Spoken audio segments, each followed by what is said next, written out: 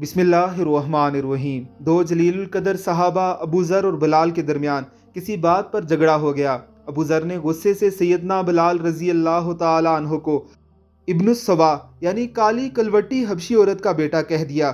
سیدنا بلال رضی اللہ تعالی عنہ نے اس کی شکایت رسول اکرم صلی اللہ علیہ وسلم سے کی۔ آپ نے ابو ذر کو بلایا اور دریافت کیا کہ آپ نے بلال کو گالی دی؟ ابو ذر نے کہا ہاں دی ہے۔ فرمایا تو کیا آپ نے اس کی والدہ کا ذکر کیا ہے؟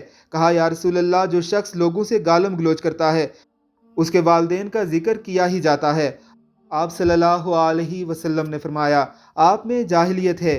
ابو ذر رضی اللہ تعالی عنہ کا چہرہ پھیکا پڑ گیا، بولے کیا بڑھاپے کی اس عمر میں بھی؟ آپ نے فرمایا ہاں۔ پھر رسول اللہ صلی اللہ علیہ وسلم نے ماتحتوں سے برتاؤ کا طریقہ سمجھاتے ہوئے فرمایا جنہیں اللہ نے تمہارے ماتحت کیا وہ تمہارے بھائی ہی ہیں۔ جس کسی کا بھائی اس کے ماتحت ہو وہ اسے کھانا کھلائے اور اپنا لباس پہنائے، اس کے بس سے باہر کا کام نہ کہے۔ اگر کوئی چارہ نہ ہو تو ایسے کام میں اس کی مدد کرے۔ یہ سن کر ابو ذر جا کر بلال سے ملے، معذرت کی اور بلال کے سامنے زمین پر بیٹھ کر اپنے گال ننگے فرش پر رکھے اور کہا بلال اپنے پاؤں میرے گال پر رکھ دو۔ صحابہ کرام رضوان اللہ علیہم اجمعین کا رسول اللہ صلی اللہ علیہ وسلم کی تربیت کے باعث یہی مزاج تھا۔ وہ نفرت کی آگ بھڑکنے سے پہلے اسے بجھانے کی کوشش کرتے تھے۔ اگر بالفرض آگ مزید بھڑک اٹھتی تو اسے مزید پھیلنے سے روکتے۔ ابو بکر و عمر رضی اللہ تعالی عنہما کے درمیان ذرا تلخ کلامی ہو گئی۔ عمر ناراض ہو کر چل دیے۔ ابو بکر رضی اللہ تعالی عنہ کو ندامت ہوئی اور خدشے کے پیش نظر کے معاملہ بڑھ جائے گا عمر کے پیچھے پیچھے گئے اور یہ کہتے رہے عمر مجھے معاف کر دو، عمر مجھے معاف کر دو۔ عمر نے مڑ کر نہیں دیکھا۔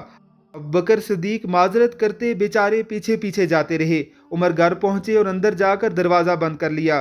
ابو بکر صدیق رسول اللہ صلی اللہ علیہ وسلم کی طرف گئے۔ آپ نے انہیں دور سے آتے دیکھا اور چہرے کا رنگ بدلا ہوا پایا تو فرمایا لو آپ کا یہ صاحب تو کسی مشکل میں گرفتار ہے۔ ابو بکر پاس آئے اور خاموشی سے بیٹھ گئے۔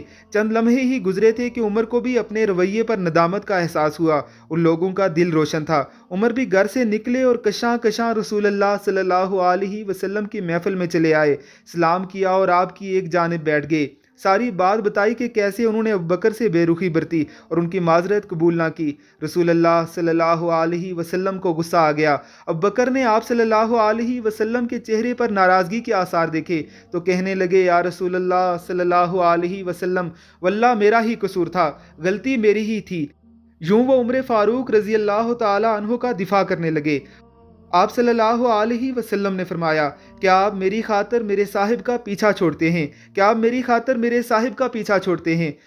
میں نے کہا تھا اے لوگوں میں تم سب کی طرف اللہ کا رسول ہوں۔ لوگوں نے جواباً کہا تھا تم جھوٹ کہتے ہو، اور ابو بکر نے کہا تھا کہ آپ سچ کہتے ہیں۔ غلطی کا اعتراف کرنے سے آدمی چھوٹا نہیں ہو جاتا۔